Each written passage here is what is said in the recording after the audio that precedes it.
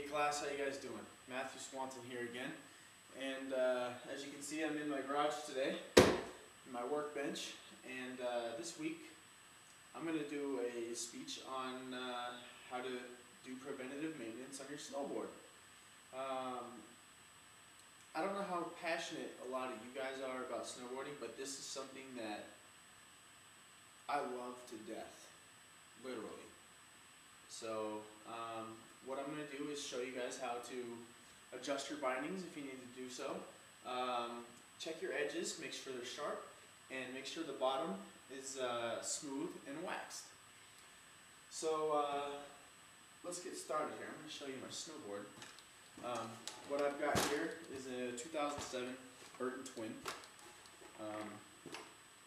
It's called a twin because each side is perfectly symmetrical to the other side, which allows you to ride switch or regular.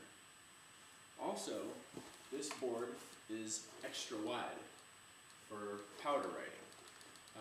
When it comes to powder, you want a wider surface area so that way you can float on top of the powder better. Also, it's short, which allows me to kind of maneuver a little bit easier. Alright, first of all, when it comes to adjusting your binding, you want to make sure that you've got it set at a degree that is most comfortable for you as the rider. For me, I like to have my feet positioned at the same exact degree on both sides, front and back, so that way when I'm riding, switch or regular, I've got the same control. You can follow what I'm saying. Alright, right now what I've got is my snowboard set at 15 degrees in the front and 15 degrees in the back.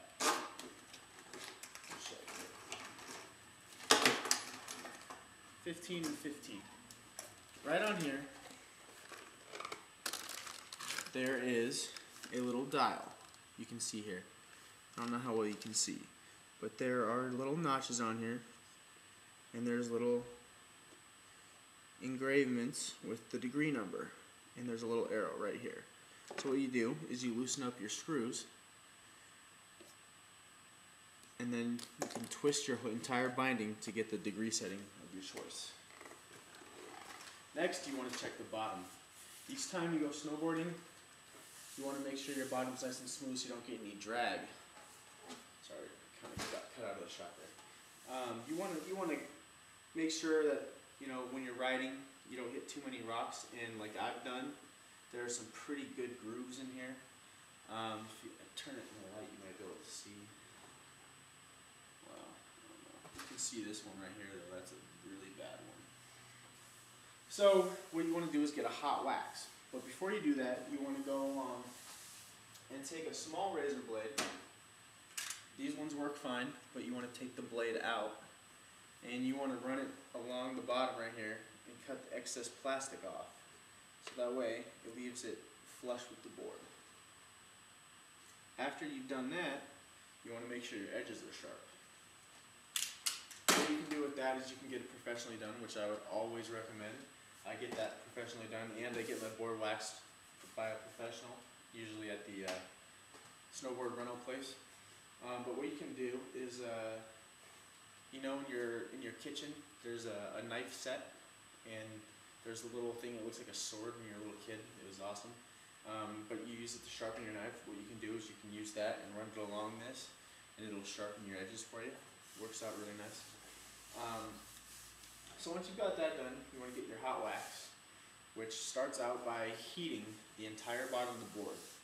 I don't know exactly how hot it is, but you can also do it by putting a towel over the bottom and taking an iron and heating up a small surface. But the nice part about getting it professionally done is they have a thing that covers the entire board and heats it at the same time. So, and then you want to rub your wax on here. Just like wax on, wax off, just like you're waxing a car, but it's a little bit thicker. And you let it cool down, then you heat it up one more time, and then it'll it'll get all the wax into your little grooves like I've got here. This really bad chunk missing out of the board here. It'll fill that in, and then after it's completely dry, you want to smooth it out with just like a dry rag, but like 100% cotton. And when you go like that, your board will be nice and waxed. And what that does is doesn't allow water, ice, snow to stick to the bottom of your board.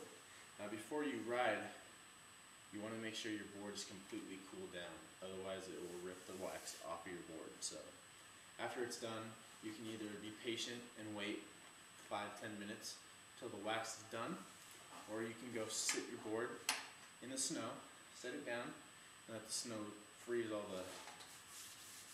the wax. So anyways, that is a little bit about maintenance of your snowboard. If you guys have any questions for me, go ahead and email me. Not that you guys would, because I'm sure you guys are all fantastic snowboarders. But season's almost at an end here, so I'm going to have to go use this bad boy one more time. Anyways, thanks for listening, guys. Bye.